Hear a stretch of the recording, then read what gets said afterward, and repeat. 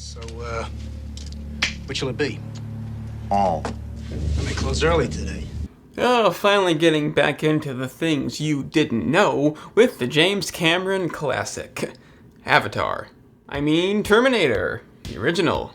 How could a film this prolific not have loads of facts to uncover, behind-the-scenes trivia, unused ideas, how it even came to be? So instead of listing every fact that I can find, which anybody can find on their own, I'm gonna dig deep into the unknown and list 10 facts that are less commonly talked about.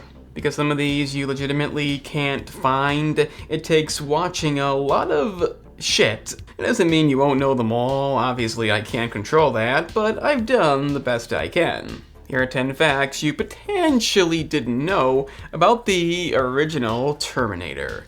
You know, the Terminator.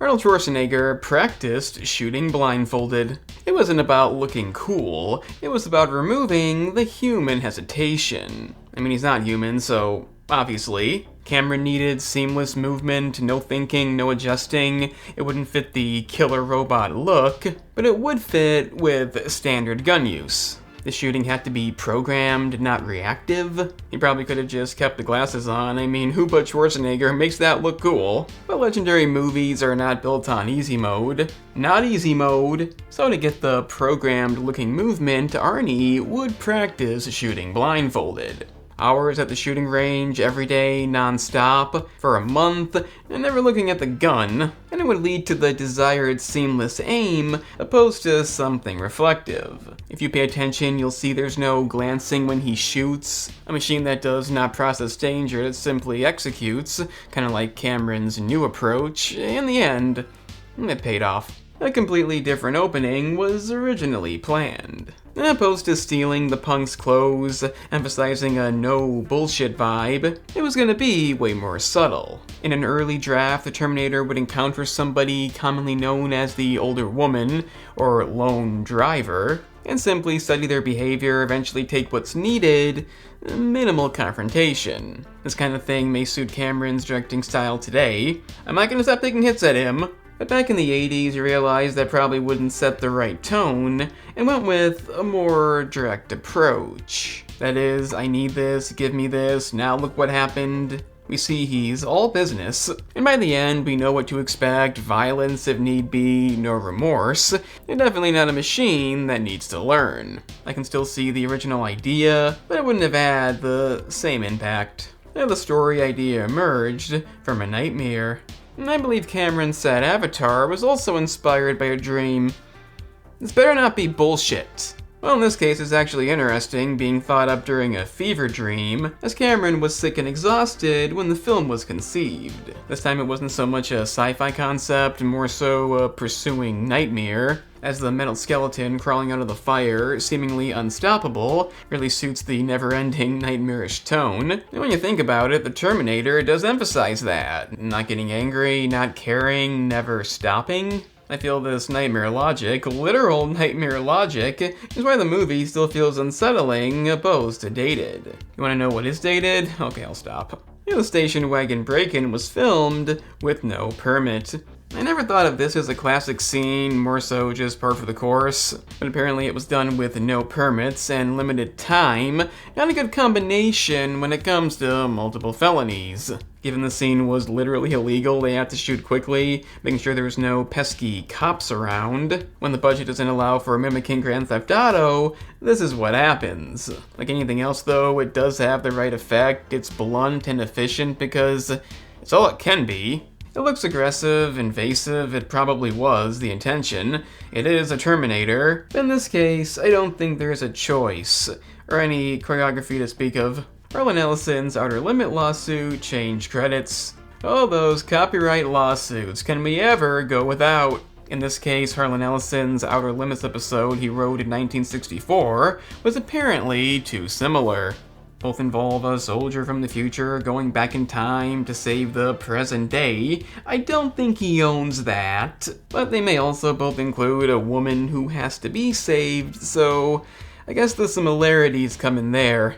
Like most occurrences, it's the same deal, settle it out of court, and later versions can include an acknowledgement. I doubt it was on purpose. Hopefully it persuaded Cameron to become more precise about ownership in future projects. I'm sure it did. Now, speaking of persuasion, you can check out the Cinema Analyst link below for weekly reviews on brand new movies. You got the Game Analyst link down there too, and like I said, new gaming content is in the works. It's just a big project. The Police Station Massacre was shot like a horror movie on purpose. Now this one's real interesting. The police station shootout was deliberately meant to look more like a horror massacre than sci-fi action.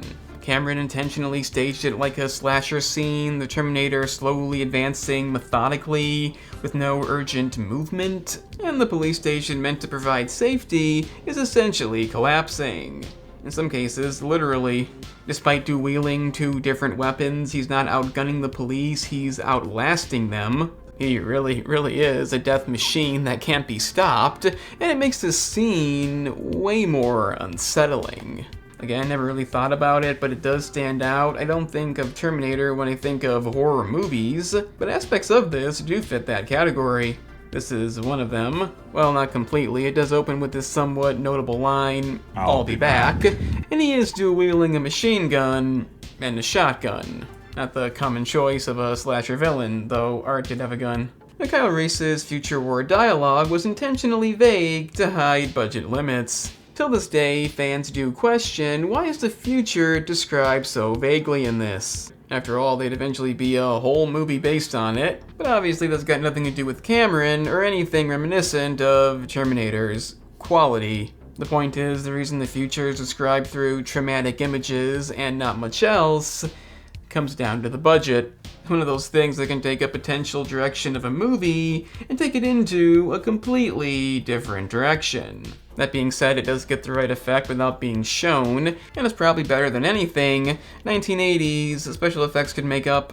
Arnold avoided the other actors on purpose. It's kind of like a Bill Skarsgård It situation here. Schwarzenegger deliberately kept his distance from Linda Hamilton and Michael Biehn. I don't know. That is, while not filming, obviously. It'd be hard to do while filming. I don't think it'd do any good today because it's Schwarzenegger. Nobody doesn't know who he is, but back then he was no household name, so given his overall appearance, that is an effective method.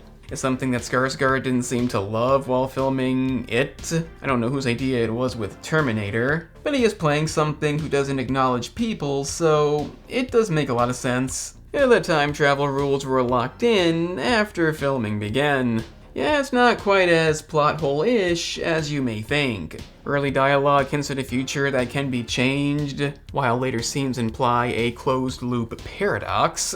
It's fucking Dragon Ball Z logic. Make up your mind! I know it's not exactly that, which I have to bring up, given the Terminator fan base and the Dragon Ball fan base. We don't need complete chaos here. But basically, the time travel rules evolved during production, and that's why we have this confusion. I've talked a bit about how these facts lead to the movie being better as a result, looking for the deeper meaning, but in this case, not really. It may have fueled decades of debate, but not making sense is not making sense. With issues this early, it's a key reason time travel franchises shouldn't outstay their welcome. The fog was actually bug spray. And as always, the most important fact is saved for last. The impossible to miss fog seen in all the night scenes wasn't completely planned. In fact, it wasn't planned at all. And the fact is, the crew used bug spray during various shoots to deal with the, insects, and the haze incidentally created the atmosphere. If you pay attention, you'll see it's clearly uncontrolled. It does feel a bit uneven. I wouldn't say it does anything beneficial, it may distinguish it from other sci-fi movies, but in the end, it's nothing but an accident. A happy accident? Well, not really, just an accident, but one you probably didn't know about. And there it is, 10 relatively obscure things you maybe didn't know about the Terminator. If you enjoy these fact videos, let me know. They're not the easiest to make. That's why I haven't made one in a long time. So comment down below, share it if you can, hit the like button, and subscribe if you enjoyed. I'm the Analyst, and remember kids, the most basic things can also be the most complex.